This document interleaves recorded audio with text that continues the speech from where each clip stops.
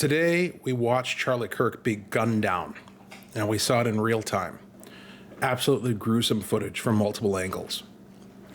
And I, like so many others, am absolutely reeling from words don't do it justice.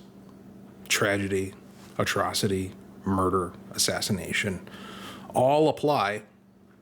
None are adequate to describe what we witnessed today. Let me tell you what I'm thinking about. This guy was 31 years old. 31. 2 small children. When I was 31 years old, I had 1 child at that time. Brand new baby boy. And I had done nothing of any significance with my life. Significance beyond family, right? I worked, I paid my bills, I supported my wife through graduate school. But that was about it. Little podcasting, little blogging. Nothing to speak of. Nothing that leaves a mark. This guy, Charlie Kirk, in his 31 years on this planet, he left a mark. He built a legacy. He built one of the most rapidly successful political organizations in Turning Point USA that the nation has ever seen. He did what many people likely thought was impossible. He engaged with the youth, the same youth who are being indoctrinated and being manipulated by the institutions that our public dollars go to fund. He engaged them directly, and he started to change hearts and minds quite significantly, and that bears out in the polling, especially among young men who are trending very conservative.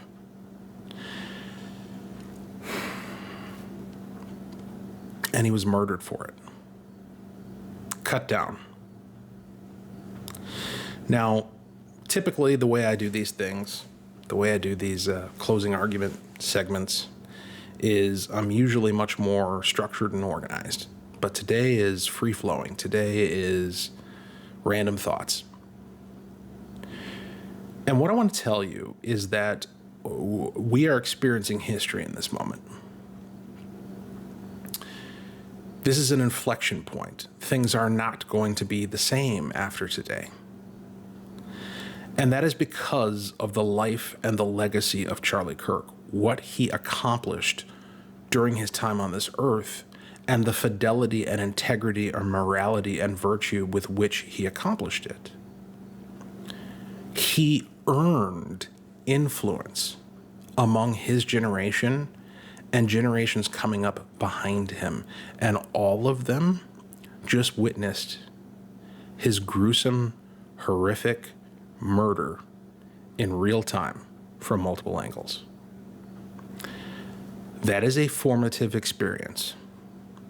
That is something that is going to motivate many, many hearts inside of many, many chests to get up and do something, to stand fearless, to fight for what they believe in and what they value. Their rights, their family, their future, their aspirations, their belief in the American dream. All of that is about to get a huge boost. Now, I'm a religious guy. I'm a Christian. I believe that God works in mysterious ways.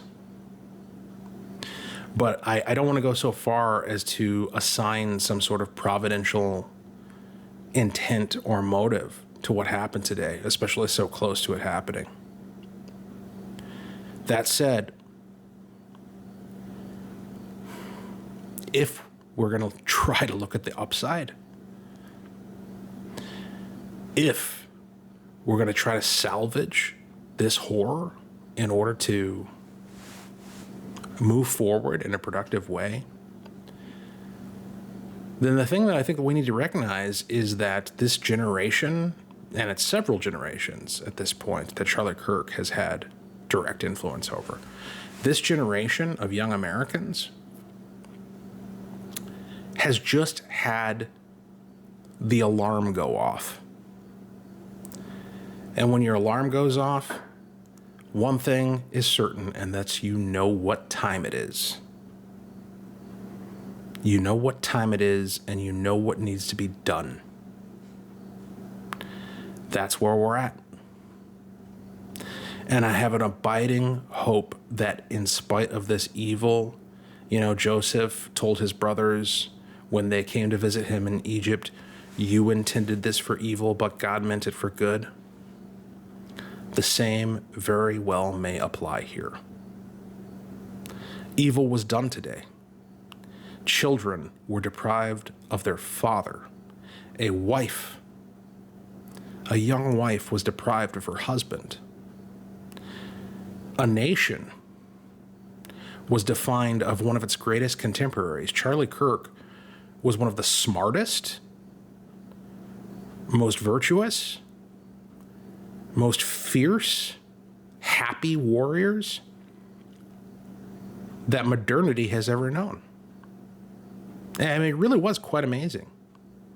Sometimes I wonder, sometimes I imagine, what would it have been like to live in 1776, right? Like, what would it have been like to be a contemporary of somebody like Thomas Jefferson or George Washington or Sam Adams or John Adams? And would you recognize, would you even know if you were living alongside those guys? Would you even appreciate or understand the gravity of your experience? The fact that you are blessed to be in the presence of such minds, that you are part of history's story. You are part of history's journal. That you have personal firsthand experience with this personage, this person who is really making a difference, is creating turning points, ironically, for the nation, for your community, for your life. And I think sometimes we're just too close, right? Like, if you were a contemporary of those men or any great men through history, sometimes you're just too close to see it, right? I mean, that was even true amongst themselves. They didn't always get along. They had rivalries, And surely, like, there's a certain degree of humility that these types of folks have, where they're not thinking to themselves, I'm going to be great, I'm going to be remembered, I'm going to be this really dynamic and influential person. They're just trying to get through the day. They're just trying to pursue what they believe is right. And that's the way Charlie Kirk was. And that's what he's going to be remembered for. And I wonder to what extent history will look back upon this moment and look back upon his life and his legacy and judge him as one of the greats. Because he was. And everything that he did with his life remains and cannot be taken away from us unless we forget it, unless we fail to honor it, unless we fail to act in accordance with his mission,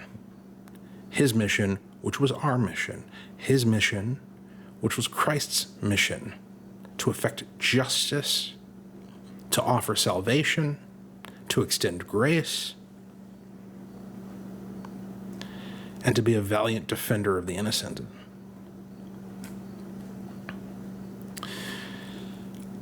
I'm tempted, and I wanted to take you through all of the vile social media posts that I've seen today.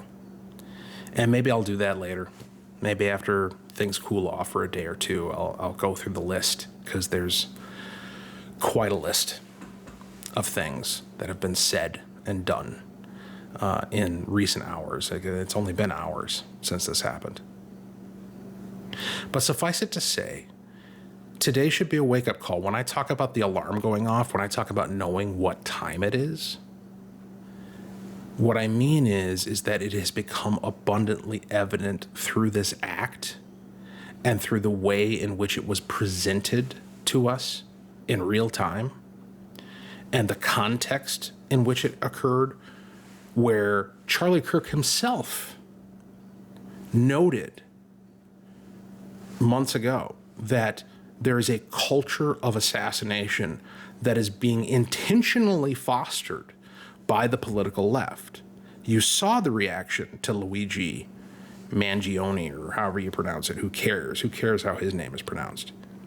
Supporting a guy who shoots a CEO on the street in the back. You've seen the reaction today to the assassination of Charlie Kirk.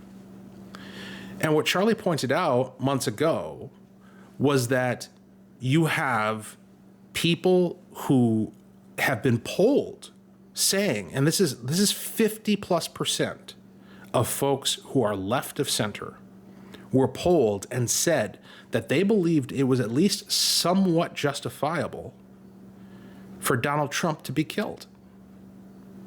The number was slightly lower, slightly under 50% for Elon Musk. And of course, you've seen today, certainly if you've been on social media at all, the myriad of reactions of celebration and aha, gotcha, and this, he deserved it. And not just from crazies on social media, you've seen it from the media itself, the legacy media. You've seen it on CNN, MSNBC, all the usual suspects. Folks who get paid six figures to propagandize you have been on the air today making excuses and saying it was somehow Charlie Kirk's fault that he got shot. If that's the way they feel about him, what makes you believe for even a second that they feel any better about you? They don't. Let me assure you. And so the great irony here is we've been hearing for years about how there's this epidemic of hatred and systemic injustice.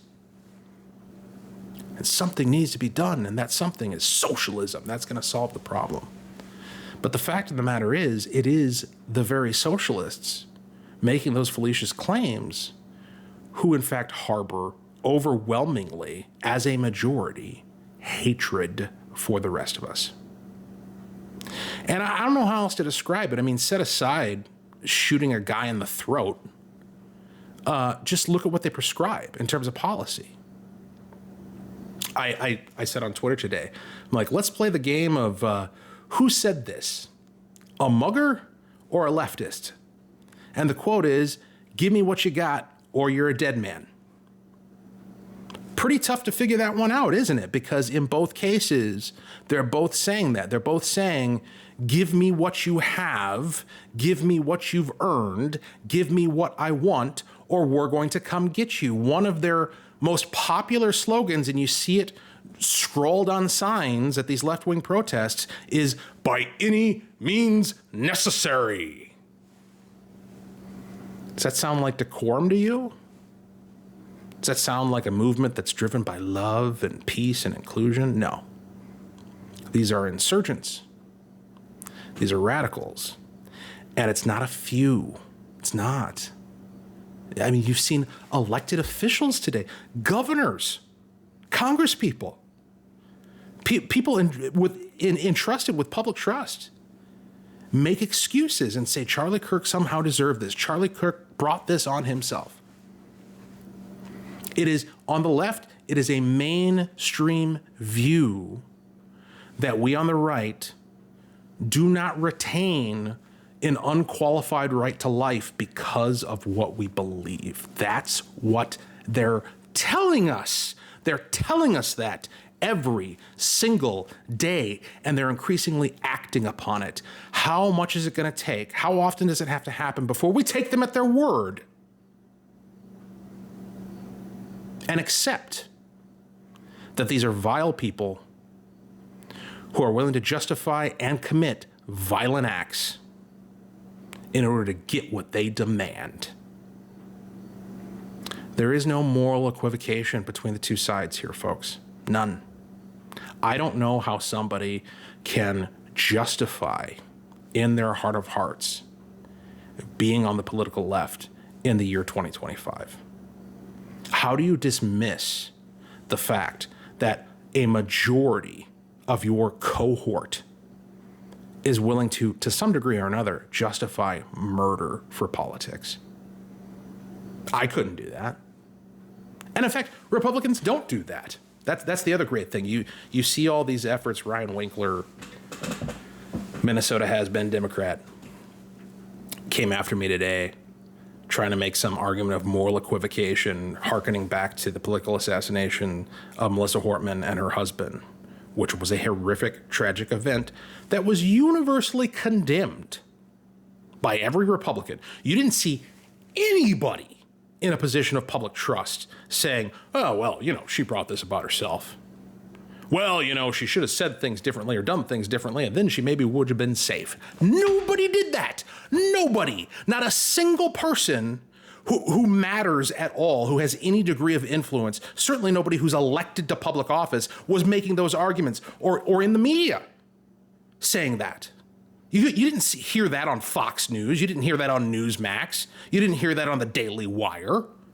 People saying, well, maybe Melissa Hortman should have watched her steps a little bit and she'd still be alive today.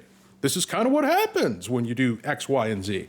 Nobody was talking like that on the right of any note or significance, certainly nobody with power. But today, in the mere hours since Charlie Kirk's death, we have seen dozens of examples of people in positions of influence and power make those kinds of arguments in defense of the murder of Charlie Kirk. Wake up. There is no moral equivocation here. There is a right side and a wrong side, and you have to choose. That's what this inflection point is. You have to choose. Are you with civilization? Are you with our liberties enshrined in the Declaration of Independence and the Constitution? Or are you against them? There is no third option. None. They won't let you have that option. They'll go so far as to take your life to prevent you from even being able to make the choice. It's wake up time, people.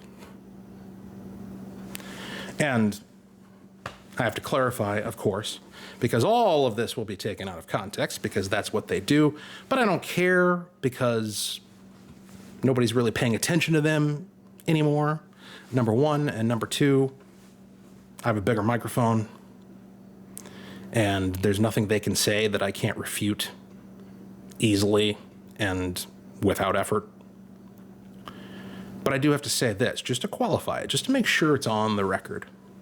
When I say wake up, when I say it's time to act, when I say it's time to take things seriously and make your choice, I am not advocating for anything remotely close to violence.